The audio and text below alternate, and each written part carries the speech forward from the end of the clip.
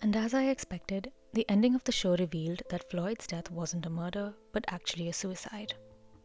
However, you may ask, what compelled Floyd to take his own life? Well, with a spoiler warning, allow me to explain further. So after Tiger, whose real name was Kevin, refused to go on a date with Floyd, Clark Forrest decided to take his place instead. In the finale, he told Floyd that he had planned a big surprise for him, and he should go to the pool house as planned. Coincidentally, some 8 hours before the date, Floyd's stepson Richard accessed Floyd's laptop to check his worksheet, which Floyd had prepared for him in the third episode. And it was on this laptop that Richard noticed the DTF app window, where Floyd had been chatting with Tiger, that is Clark. This made Richard believe that Floyd was cheating on his mother. We know that Floyd, Clark, and Carol Love had a special arrangement, but Richard was too young to understand this modern love. A few months ago, Richard had hit his stepfather between his legs with a baseball because Floyd had made his mother cry. Carol had spent a year preparing Floyd for an interview at a financial trading firm, but Floyd didn't show up for the interview because he wanted to do something creative like ASL interpreting, and when he informed Carol about it, she lost all her faith in him, as it made her realize that Floyd wasn't really dependable. Carol wanted him to get this job so that they could save enough money for Richard's future, but Floyd was only concerned about himself. I guess this was the day when Carol realized that her marriage with Floyd was doomed, and things were never going to be the same between them. So Floyd's Peroni wasn't the actual reason for the lack of intimacy between them. In reality, Carol didn't have any feelings left for him. Nevertheless, back to the story. Richard had been diagnosed with borderline personality disorder, and the moment he saw his father chatting and giggling with a stranger on a dating app, it triggered another violent outburst. He once again picked up his baseball bat and shattered the glass door because Floyd wasn't around to hit with a bat. Carol had to immediately take Richard to the hospital to calm him down. And if you noticed, Carol had to take Richard on a bus because Floyd had taken away Carol's car, as Floyd hadn't been able to save up the money to buy a car for himself. This further highlighted the fact that the family was struggling because of Floyd's inability to support his wife and kid. I mean, I know he had no way of knowing that something like this might happen behind his back, but from Carol's point of view, things don't look good. What if Carol didn't get a bus on time and Richard's condition worsened? Who would have been responsible? Later, Carol brought Richard back home, but he still couldn't forget that his stepfather was cheating on his mother. Which was why he took the hand cycle and arrived at the pool house at 4 a.m. to confront him. At the pool house, Richard saw Clark and Floyd dancing in their underwear, which once again made Richard think that Floyd was having an affair with Clark. But as viewers, we know that's not the case. Clark went to the pool house to give Floyd an arousal, which he thought would make Floyd feel good about himself. But eventually Clark realized that he didn't have those feelings for him. Well, it has been obvious since the very beginning that Clark wasn't interested in men. He just liked to watch and share a moment with people like holding hands, which made him feel less lonely about himself. It wasn't normal, but it was a pretty complex feeling, and one that Clark had a difficult time explaining to Detective Homer. And you can't really expect a teenage Richard to understand those complex feelings either. Furthermore, he didn't know the whole story either. So what he saw from across the street was two half-naked men on a date dancing at 4 a.m., and any normal person would call this arrangement an affair. But upon a closer look, and taking a more understanding approach to things, you might begin to realize that they are just two good friends who are trying to help each other survive the real world. It's something as simple and ordinary as a father holding his son's hand to give him a sense of belonging. And only the audience who have seen the whole picture can understand this notion. I think Carol understood it too. But it would be extremely difficult for anyone to explain the same to Richard. So after Clark left the pool house, Richard looked at Floyd through the window, cursed him, and walked away. Now let me address the question that's been on your mind. That is, how did Floyd actually die? If you remember, Floyd had poured a safe amount of amphetamine into his drink, as Clark had told him that he had planned something for his date night and he should come prepared. Prior to this, Floyd had taken some more medication to get an arousal. Basically, he had a cocktail of drugs inside his body, and Floyd's doctor had already mentioned that taking so many drugs wasn't good for his heart, which was the whole reason why his doctor didn't prescribe him amphetamine. But he got it anyway through Clark. So while having all those drugs in his system, Floyd suffered an anxiety attack when he saw Richard standing outside the pool house. The brief exchange made Floyd realize that Richard probably saw him with Clark dancing in their underwear, and this filled Floyd's mind with all those questions he might never be able to answer. Floyd didn't know if he would be able to face Richard again or share the same bond with him as before, and this might be the point where Floyd decided to end his life. In the end, Floyd told Richard in ASL that he loved him and started chugging his energy drink mixed with amphazine, which he was well aware would stop his heart. Actually, this is the reason why I think Floyd ended up killing himself, because instead of stopping Richard, he was more focused on finishing his drink, which he knew would end his life. Also, the last I love you was sort of a final goodbye, as Floyd knew he wouldn't be seeing Richard again. After finishing his drink, Floyd grabbed his clothes, his pants especially, likely because he didn't want anyone to find him in his undies. And while he was trying to pull them on, he started feeling dizzy, shortly after which he sat down on the floor. Before taking his last breath, Floyd scratched his face out on the magazine page, because he blamed himself for ruining his relationship with Richard. If only he hadn't chased shallow intimacy on dating apps like DTF, none of it would have happened. I guess in his dying moments, Floyd did hold himself accountable for everything that happened in his life. So now that Floyd's murder has been solved, what's going to happen to the rest of the folks out there? Well, let's talk about them. Clark is going to be a lonely man. Throughout the finale, I kept asking myself one single question. Why is Clark doing so much for Floyd? It's actually the same question that District Attorney Bob Dalt had brought up. He asked Detective Homer, "Have you ever done a favor for a friend like that?" Well, the thing is, this story has never been about Floyd. We all got so busy solving a murder mystery that we forgot that this show has always been about Clark Forrest. So it wasn't just Floyd who was lonely and depressed.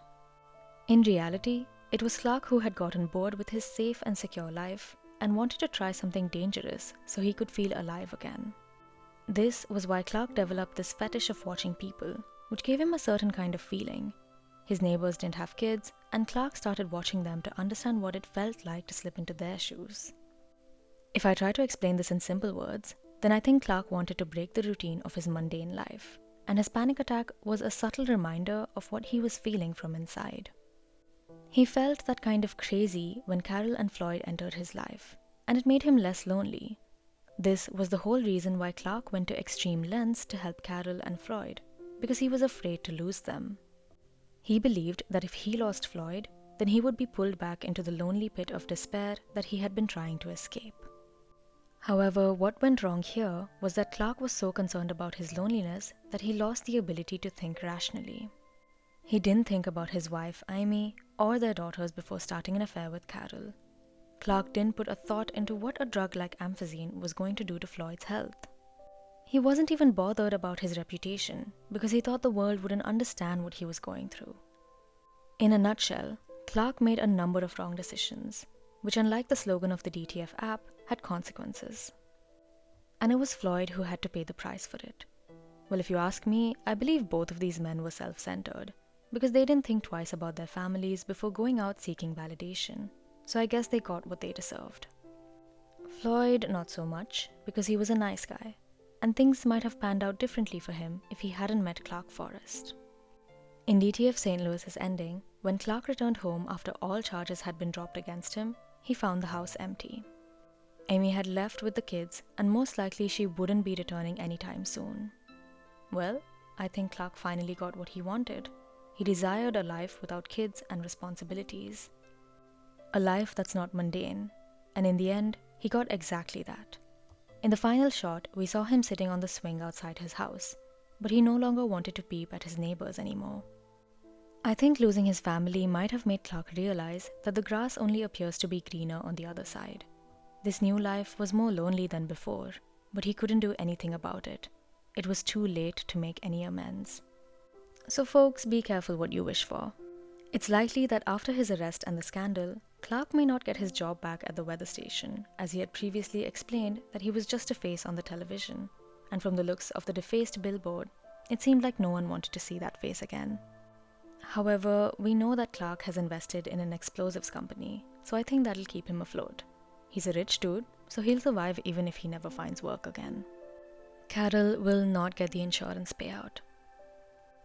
I think we all developed a wrong impression of Carol Love, most likely because the show tried to paint her as a cold woman who killed her husband for the insurance money. But now that we know about her past, especially about her sealed conviction, I think she's not the villain we believed her to be. Carol Love grew up in poverty. Her father was absent from the scene, and she was likely the one who had to look after her mother. At the age of 12, she shoplifted 2 rolls of toilet paper for her family. This might go some way towards explaining the condition she grew up in, and it makes sense why she wanted Floyd to save for Richard's future, because she didn't want her son to face the same hardships as her. As a parent, you'd always want a better life for your kid, right? So Carol didn't lose her trust in Floyd just because he wanted to do his thing. She no longer trusted him because Floyd was trying to jeopardize Richard's future and was pulling the entire family into poverty, which Carol had barely managed to escape. For Clark, his main issue was loneliness, while for Carol, it was money, which also explains why she was such a miser. However, that doesn't mean that Carol didn't care about Floyd. She cared for him till the very end because she didn't want to interfere or dictate his life anymore. This was the reason why she mentioned to Jodie Plum that day changed their lives completely. Carol had convinced herself that she had to raise Richard as a single mother and arrange for his future single-handedly, which was why she took the umpiring part-time job to save up a little extra on the side. The finale of the show didn't reveal the exact verdict of the investigation, though the way Richard told the detectives that Floyd got drunk on his energy drink after he saw him outside the window may give them the idea that Floyd committed suicide, which isn't covered by the insurance policy. This means Floyd's family won't be eligible for the insurance payout, and Carol may have to continue doing her day job along with part-time gigs to put together the money for Richard's new private school and his future. I believe she'll continue taking those umpire gigs, not only for money, but also because she likes to spend time with kids and encourage them to do better, something she failed to do with adults.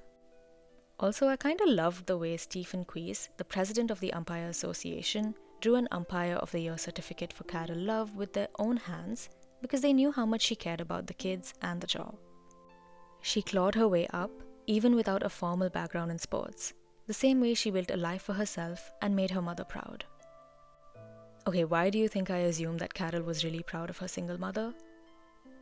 Whenever someone addressed her by her first name, she would correct them to make sure they used her mother's surname, that is Love, as well. Or maybe she wanted people to call her Carol Love because she didn't want to forget where she had come from. I think when the dust has finally settled, Carol will talk to Richard about Floyd's death and convince him that Floyd didn't die because of him. She'll also make sure that Richard understands that Floyd wasn't having an affair and wasn't cheating on her, so Richard remembers Floyd as a good man and a caring father who loved him till the very end. And yes, he'll practice on those parallel bars to make Floyd proud one day, because I'm sure he'll keep watching Richard grow from above. Before wrapping up, I just want to raise one last question that I think you all may have in mind. Will Carol stay in touch with Clark? Well, I guess she won't. The way Richard reacted after seeing Clark with Floyd, I think Carol's gonna cut all ties with Clark for Richard's sanity. Yes, my man Forrest Gump is gonna end up a lonely fella.